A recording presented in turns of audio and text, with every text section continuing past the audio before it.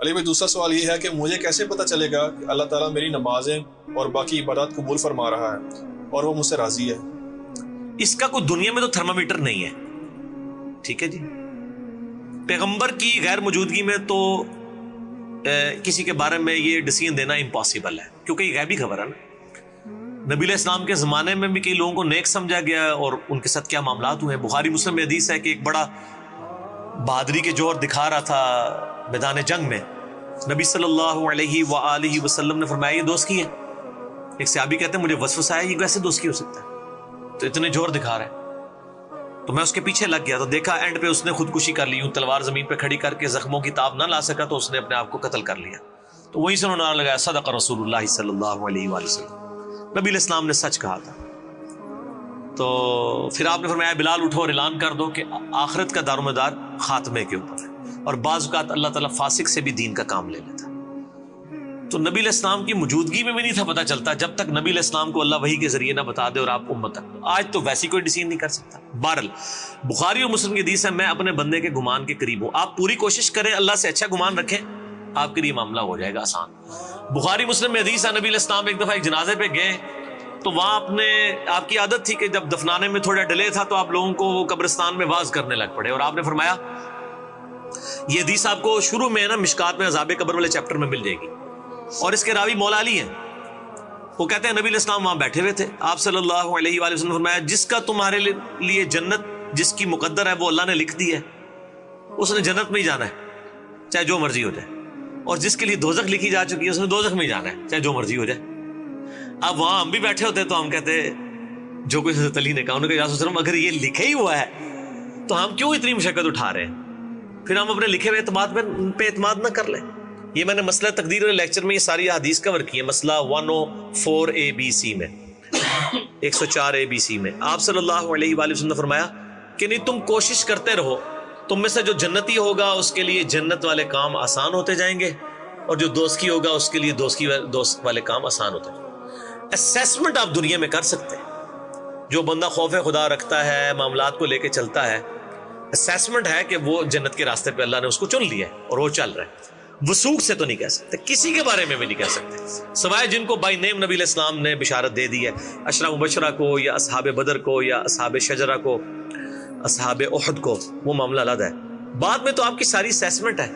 قیامت دن آپ دیکھیں گے، وہ ڈاکٹر سرار صاحب اکثر فرمایا کرتے تھے کہ بڑے بڑی جماعتوں کے امیر اور بڑے بڑے بزرگوں کی قیامت والے دن مٹی پلید ہو رہی ہوگی، جن کو دنیا بہت بڑا بزرگ مانتی ہوگی اللہ کے حضور وزیر ہوں گے، کیونکہ دنیا نے مانا نا، اللہ کے حضور تو نہیں پتا تھا وہ کیا ہے، تو اللہ کو پتا ہے.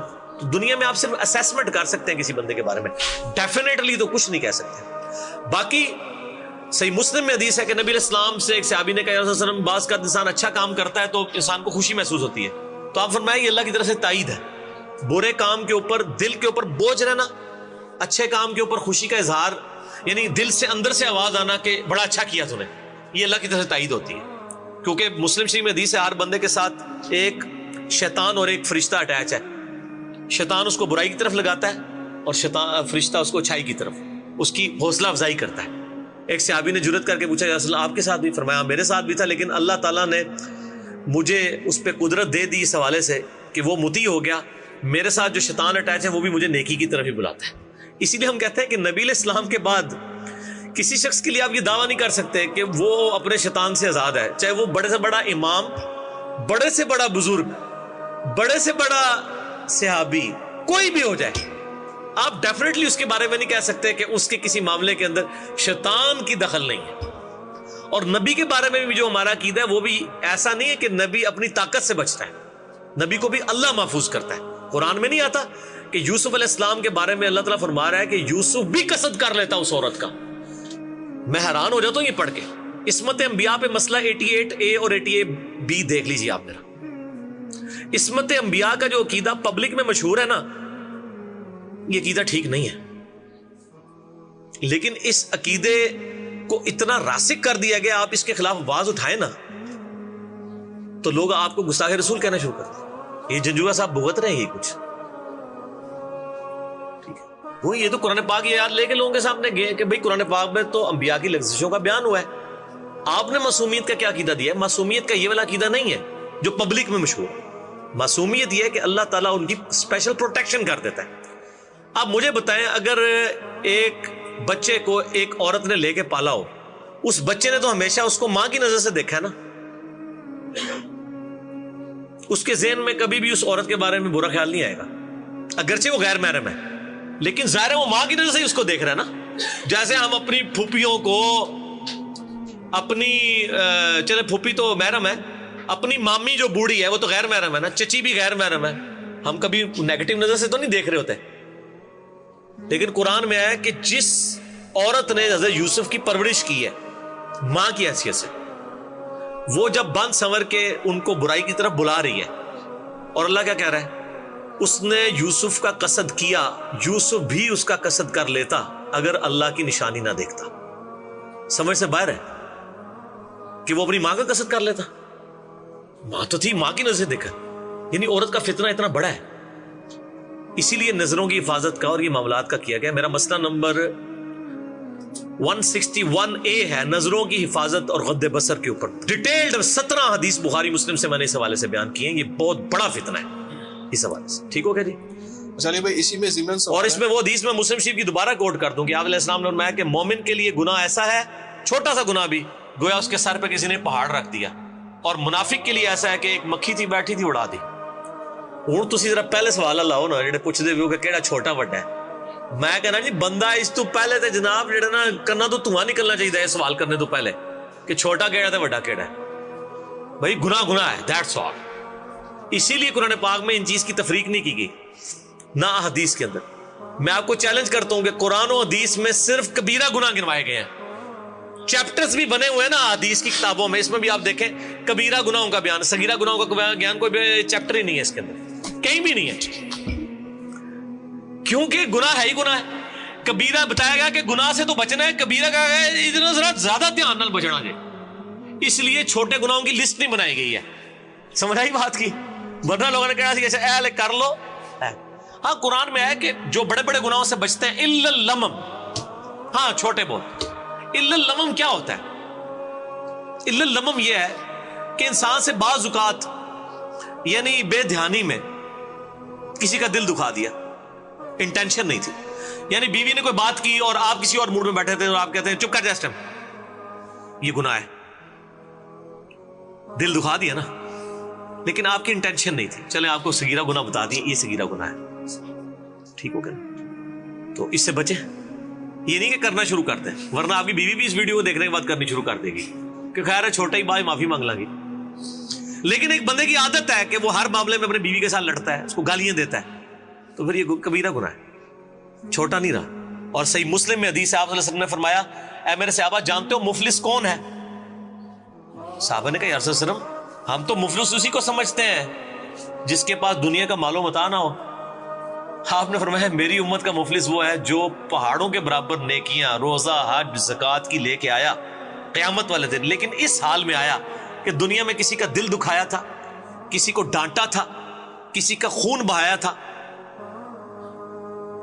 اور کسی کو یعنی برے اندیشے کے ساتھ دیکھا تھا, خوفزدہ کیا تھا, کسی کو تھپڑ مارا تھا, اور وہ قیامت دن آئے گا کہ یا اللہ آج مجھے بدلہ چاہیے. اور قیامت کے دن کا بدلہ یہ نہیں ہوگا کہ یا اللہ نے منو چانڈ ماری سی تے اے لو منو ہی مار دے, نہ, یہ دنیا میں ہے. آخرت میں تھپڑ کے بدلے میں آپ کو نیکیاں دینی ہوگی, تھپڑ نہیں. اللہ تعالیٰ فرمائے گا کہ اس کی نیکیوں میں سے اتنی لے جاؤ, ایک تھپڑ کے بدلے اتنی. ٹھیک ہے. اور مجھے جب کبھی غصہ آتا ہے نا تو میں اپنی بیوی سے کہتا ہوں میں تیری 100 فجر دیا نمازاں لینی نے, جو کچھ کیتا تاں میں چھوڑا گا تم لینی بھی فجر والیاں نے. ٹھیک ہے, پاریاں ہوندیاں نے نا. ٹھیک ہے, خالی بزرگ نہیں پارے ہوندے, نیکیاں بھی پاریاں ہوندیاں نے. تو نبی علیہ السلام فرماتے ہیں کہ وہ نیکیاں لے جائے گا, پھر ایک اور آئے گا وہ بھی نیکی لے جائے گا, ابھی بھی لوگ باقی ہوں گے حتیٰ کہ اس کی نیکی ختم ہو جائیں گی. اللہ تعالیٰ فرمائے گا اب اس طرح کرتے ہیں کہ ریورس ایکویشن شروع کر دیتے ہیں, کیمیکل ریئیکشن ریورس ہو جاتا ہے.